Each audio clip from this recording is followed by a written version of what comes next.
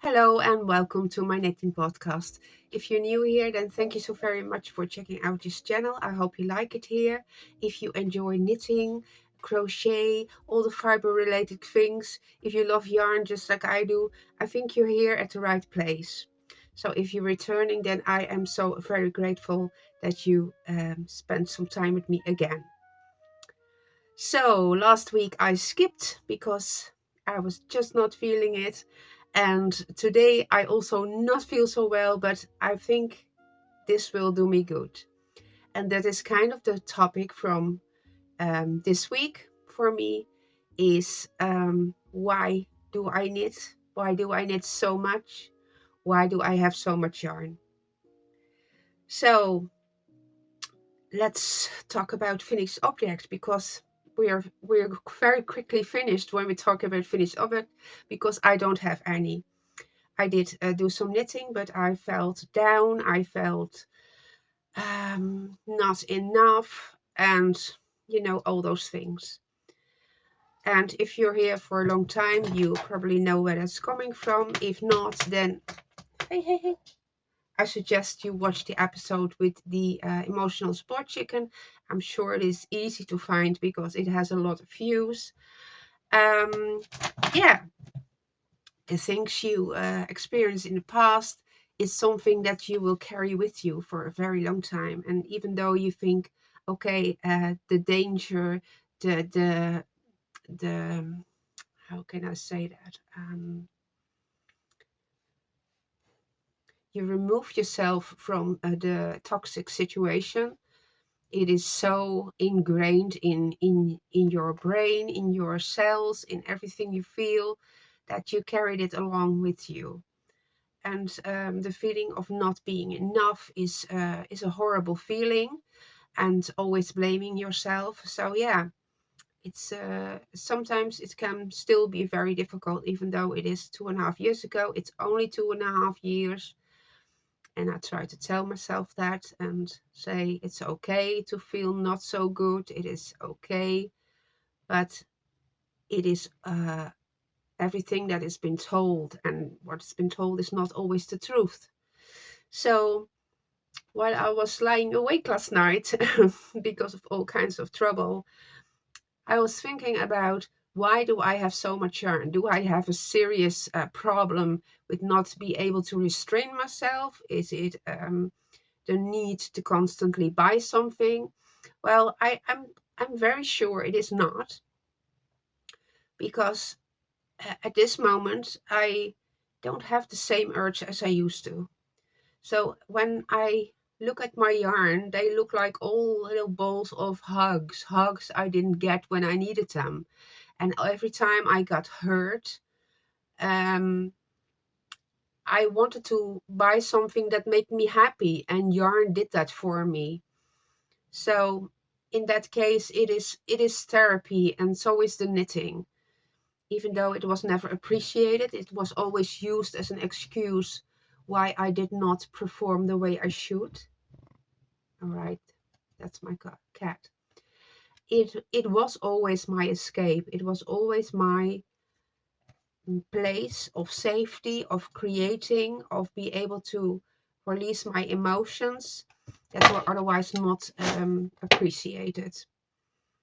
So not only by bad relationships, but also by health problems and mental issues, knitting can be very beneficial. I think there are studies about it at this point. My cat seems to be needing to acrobat at this moment, and she is old. She is 13 years old, but she is happier as she has ever been, which is, I'm so grateful. So yes, the knitting is more than just creating something. It is calming. The rhythm of the needles is calming. The feeling of the yarn. Some people sniff the yarn, the fumes, the everything about it creates a calm space, a space of creation in the mind, creative exploration, dreams about what we can make, and the colors will inspire us. There are so many layers to this that it is very fascinating, but always something good to have a moment and reflect on.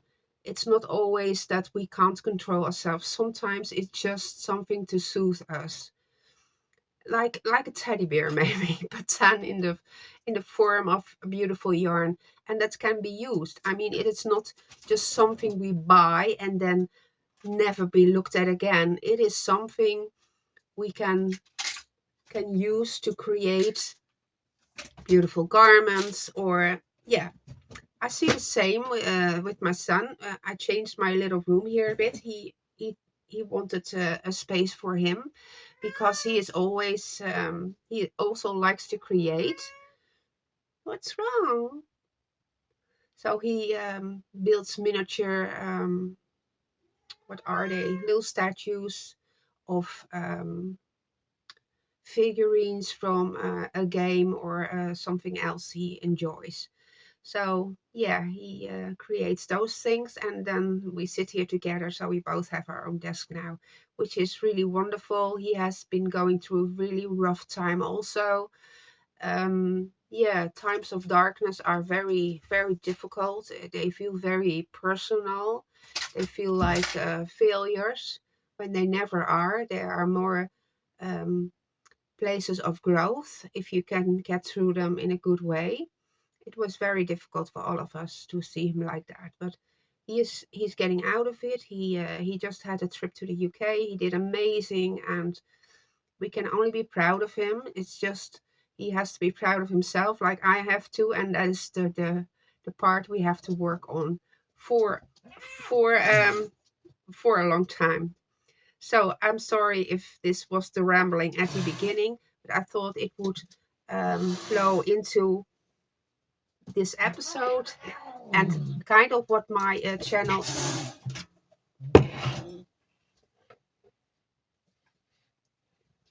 So the rambling is kind of what my channel is about. It is a lot of knitting, more probably than any average human being does or is comfortable with. I don't know why my kids needs to fight right now, but this is what my channel is. Yes, it is about knitting. It is about the emotions. It's about healing, and it is about getting through.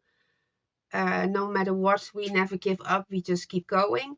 And that is what my knitting stands for. That is what my yarn represents. It represents struggles, it represents pain, and it represents healing. So let's get into the knitting, because this makes me emotional every time. Okay, cup of tea. It is getting dark again. We had snow actually, which is quite unusual in the midst of February, but All right, I have been doing some knitting. I have been hooking, casting on new things. I have bought a few patterns that I really want to start. I wanted to start all the new things, which is kind of unusual, but that is really what I wanted to do. So far, I only started one. I already picked up some yarn to start two other projects, but that's something for a later date. I also have behind me two garments I want to modify because there's something about them that I not quite like so much, or yeah, I think I will keep that till the end. So I'm still working on the test knit, the Inge sweater from the Inge's Knitting Lab, and this is how far I got. So I finished one sleeve, I started the second one, and then there is the body. There is always the thing about the yarn. So I know I don't need a full skein of yarn for the sleeve, and what I have left over I will use for the body. The body is about the right length, I think. Inge has very interesting tutorials and also about um, body shapes and the rule of third that will be very helpful if you going to decide how long your garment will be, what will look good on you. That is not the same as what you feel comfortable in, but okay, nevertheless, she has very interesting tutorials and videos. Inge's Knitting Lab. So we had the lateral braid around the neckline. You can do it in a contrasting color, you can do it in a pop-up color, or just the same color as whatever you like. It is super easy. Again, that is something she shows on her channel. It is also on the cuff of the sleeve, and it will be on the bottom hem. So I came quite a long way. I have a little video of me wearing this and showing how it is looking, and she said it was looking great. So I will put it in here for you. So this is a test knit for Inge from Inge's Knitting Lab. She is from Denmark. And yes, it is a form-fitted sweater, and it is a very interesting construction. It is the set-in sleeve I really like. I think that fits really beautifully. And yeah, I'm using stash yarn. I had 500 grams of the Cloudborne worsted Highland wool. And yeah, I'm going to use up everything because I already know that the only thing that will be left is some of the lilac purplish color. My cat is very amused by the dangling of the wool. Of course, they always are. So yes, it is all stockinette, but that is very nice and mindless for the part where you want to become calm. Oh, can't even find my words. For the year-long challenge, I am working on knitting and finishing a sock tube every month. I have been knitting on that a little bit here and there. I have this in my little yarn room, and here are the pairs of socks that I chose. I randomly picked last week. So I have here a cuff finished, which I want to do the Italian bind of. And I have this one already finished. So this is very nice and stretchy. So I am working on the toe on one sock, and then the other sock, the toe needs to be worked. And I have wound off some of the yarn to make the heels on both of the socks. So slow progress. These are really, really tight knit on the knitting machine. I am even wondering if it is too tight. The stitches are microscopic. And knitting and this, I use 2mm needles.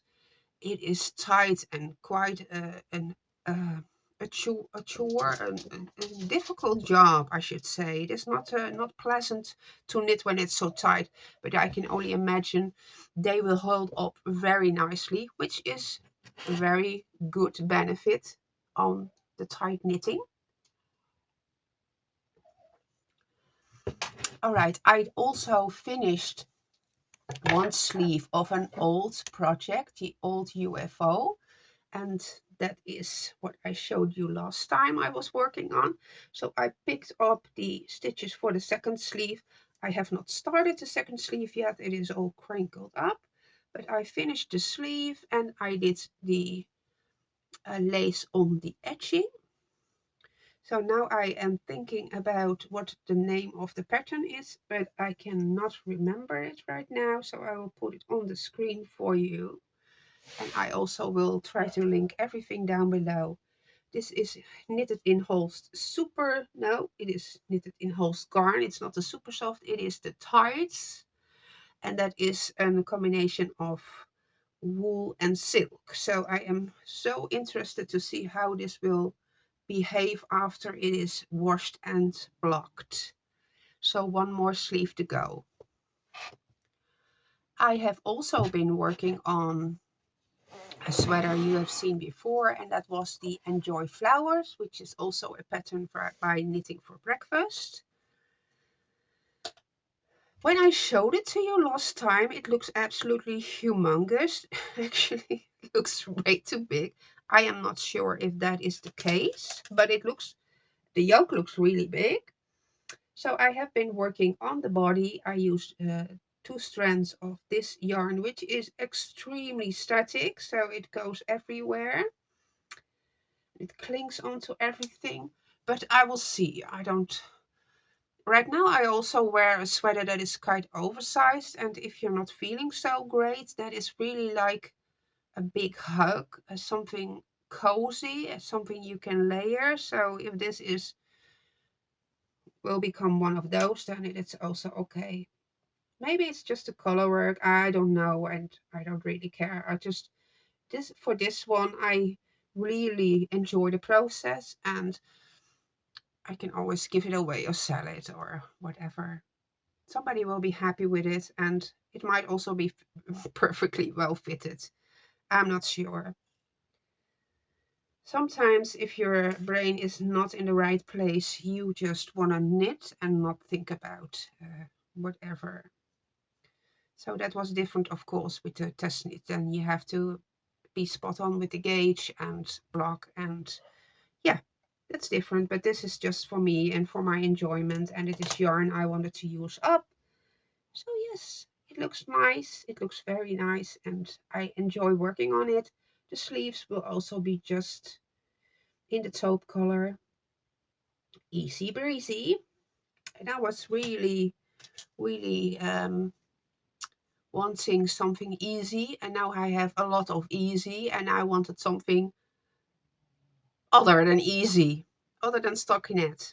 So as we all have, we subscribe to newsletters, we get the tons of them every day almost, coupon codes, and it was Valentine's Day.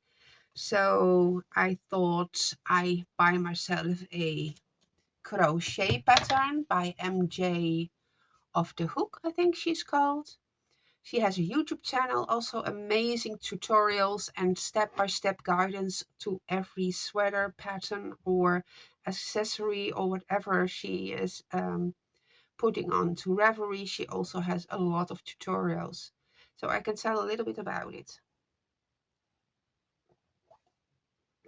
The sweater is called the Old Town, and it's one of her newer patterns, and I can see why, because I once crocheted one of her older patterns, and it is on Ravelry, and it is favored a lot of times, but the color was not looking good on me, so I did not really wear it. And now I was sitting here, and I see my yarn, and I thought, okay, I have some of this this hand-dyed yarn by me. And I thought, well, I have three skeins of 150 grams, which is not that much. I also contemplated using this for the test knit, but this has nylon and it is super wash, and the gauge was not worsted. It is more DK, on the light DK weight side. So I thought this will be great for crochet, and it will be great if it is out of my stash, because there are quite big skeins. They take up some room.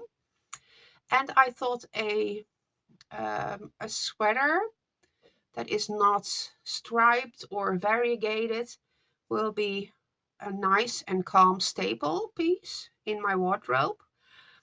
And I can match it with the beautiful shawls I made and need a plain, plain background, something underneath. So I have started this, and I started it yesterday. So this is how far I got. This is actually the yoke, and this time how she did this, and I can tell it without giving too much away because it is on her YouTube channel. To raise the back a little bit higher than the front, she used half double crochets for the front and double crochet for the back. So half double crochets are less high than the double crochet, and that's why we get a difference in height by the neck. So yes, I am following the pattern for size L, and I am putting this on the Inge sweater because that fits amazingly well. So I can compare them together and see how far I got, how far I need to go for the armholes. So this is just a simple, what is this? Is a cluster stitch? I think it is. It's just a granny, maybe it's a granny stitch. I think that might be the name for it. So it will be open, but I will wear something underneath, which I usually do, and I think this will be nice. She also had other stitch patterns, but then I had to concentrate on another stitch pattern again, and I think this is for my hands also very nice, and nice rhythm to crochet. Yeah, so this will be the Old Town sweater by MJ of the Hook, and it takes up a lot of yarn crocheting. So if you have a lot of something, it will definitely go quickly, and it also will definitely use up a lot of yarn. So crochet usually is quite stiff. This is okay, I think. It is not standing up on its own. So yes, I am very interested to see how this is working out. I'm not sure. The light is getting less and less and less, but this has some color variations because it is hand dyed. And this is supposed to be a color that will look good on me, which is nice because I feel